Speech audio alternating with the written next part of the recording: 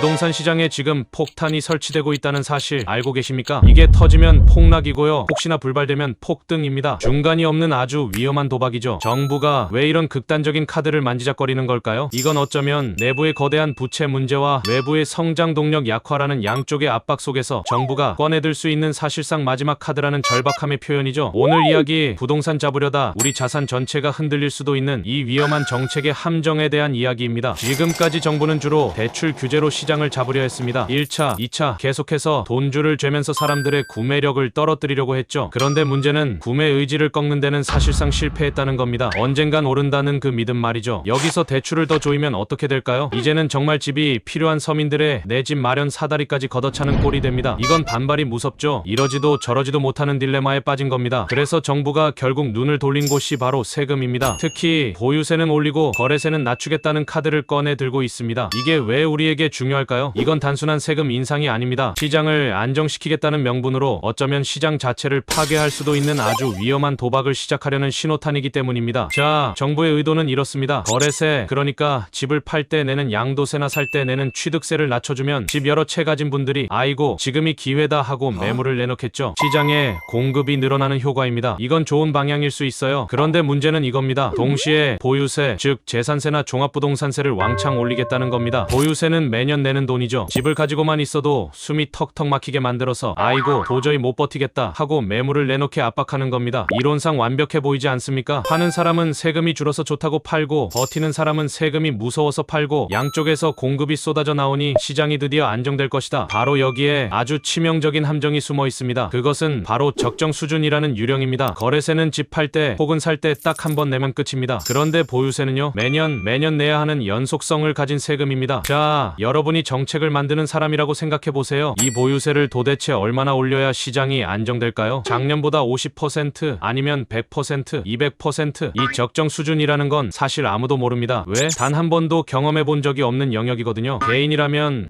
좀 과했네? 다시 조금 내려야지. 이런 실험이라도 해볼 수 있죠. 하지만 정부 정책이 무슨 고무줄입니까? 한 번 딱 정해서 시행하면 그걸 되돌리기는 하늘의 별 따기입니다. 아이고 죄송합니다. 세금을 너무 많이 걷었네요. 환불해드릴게요. 이게 됩니까? 안 되죠. 효과가 없네. 그럼 내년에 2배로. 이건 또 반발 때문에 더 안 됩니다. 그래서 이 정책의 시나리오는 딱 두 가지 극단적인 방향으로 갈 수밖에 없습니다. 첫 번째 시나리오, 정부가 세금을 너무 과하게 올렸을 경우입니다. 사람들이 처음엔 에이 버텨보자 이러다 말겠지 하겠죠. 그런데 매년 날아오는 세금 고지서가 내 월급보다 많아지기 시작하면요, 내 연봉을 세금으로 내야 하는 상황이 오면요, 버티다 못한 사람들이 못 살겠다 하고 매물을 동시에 쏟아냅니다. 이걸 전문용어로 투매라고 하죠. 그럼 사는 사람은 어떨까요? 가격이 더 떨어지겠네 하고 아무도 안 사죠. 매수 실종입니다. 이게 뭡니까? 바로 시장 폭락입니다. 부동산 경착륙이에요. 이게 그냥 집값 좀 내렸네 시원하다 이 수준이 아닙니다. 부동산을 담보로 돈을 빌려준 은행은요, 집을 팔아도 대출을 못 갚는 사람이 속출하면 은행 건전성이 무너집니다. 우리 경제의 핏줄인 금융 시스템 전체가 마비되는 시스템 위기로 가는 거죠. IMF 때 우리가 봤던 바로 그 모습입니다. 두 번째 시나리오, 세금을 올렸는데 효과가 미미할 경우입니다. 에이 이 정도는 버틸만하지. 다주택자들이나 자산가들이 세금 에이 그냥 월세 좀 더 받아서 내지 뭐, 아니면 그냥 자식한테 물려주지 뭐 하고 그냥 존버를 택하는 겁니다. 그럼 시장에 어떤 신호가 갈까요? 야, 정부가 쓸 수 있는 가장 센 카드라는 보유세를 썼는데도 안 되네. 집값은 역시 안 떨어지는구나. 이걸 정책의 내성이라고 합니다. 약발이 안 먹히는 거죠. 이렇게 되면 그동안 벼락거지 될까봐 불안에 떨던 대기 수요자들이 역시 틀렸어. 정부 말 믿고 기다렸더니 나만 바보 됐네. 지금이라도 사야 돼 하고 패닉 바잉에 합류합니다. 이게 바로 폭등입니다. 정부 정책에 대한 신뢰가 완전히 무너지는 거죠.